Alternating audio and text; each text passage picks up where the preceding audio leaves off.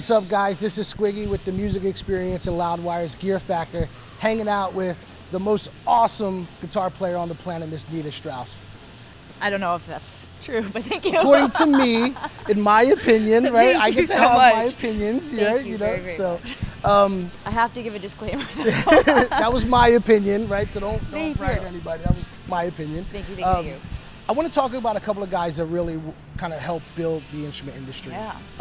First, I want to talk about JIVA. The father of loud. The father of loud. Yeah. Everybody knows his legacy, the amplifiers, right? Why is Jim so important to the instrument industry? I think somebody needed to take a risk at the time that Jim Marshall was building amps and building those first ones, those first Marshall amps. I think somebody needed to take it to that next level. Somebody needed to make that high gain leap, and nobody was doing it. The industry was ready for it, and nobody was doing it. So Jim having the cojones to say, let's do, like, let's make it louder. Let's bring that punch that's needed. That will never die. You know, like you said, it still is and always will be. An innovator and a trendsetter. You're endorsed by Marshall, yes, which is another amazing accomplishment. Thank you. What does that mean to be endorsed by not even just Marshall the company, but the legacy of Jim Marshall?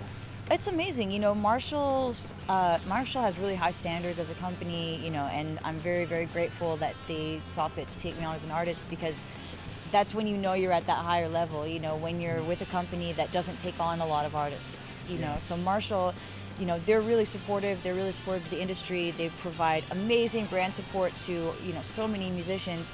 But when you're on that Marshall roster, that's when you know, they don't do it. They don't give it to just anybody. So It's an amazing feeling. Another kind of father of our industry, Mr. Larry DiMarzio. Larry. I love Larry. Why is Larry important to the instrument industry? Larry, I think, is another one of those innovators, another one of those trendsetters, you know, and still to this day, you know, Larry is actually, he played a huge, huge part in the design of my whole guitar. Oh, wow. And not just the pickup component, which he also did, you know, obviously a huge part of the design. But my boyfriend Josh and I were at lunch with Larry in LA, and we were talking about the guitar and the design, the concept, and he said, well, you know, what's your color scheme going to be, and what are you going to do? And I was thinking, I don't really know. I don't want it to be pink. I don't want, you know, I want it all black. You know, like this is, my custom shop is trans black. It's a trans black maple top. That's what I wanted. I wanted a black guitar with a black neck and black pickups, and that's what I wanted. And so we were sitting at lunch talking about it, and Larry said, well, look at you. Look at you. You're wearing all black. You have blonde hair, black eye makeup. He goes, why not do black and blonde? And that, I think, is like, that was the moment. That was the aha turning point that became the JIVA. And that's, I think, so evocative of Larry's legacy he leaves. He just comes up with these ideas and isn't afraid to take a risk. Same thing with these cut through pickups. You know, no one's really doing the thing where you see the bobbins through. There are a lot of covered pickups out there. You know, we've seen, you know, a lot of very similar ones. But Larry's the one that started doing these cut-through ones. You saw in the Woody, you see the John Petrucci ones, and now these. And the Jake Bowen's Titan, I think, also, and now he has these for me.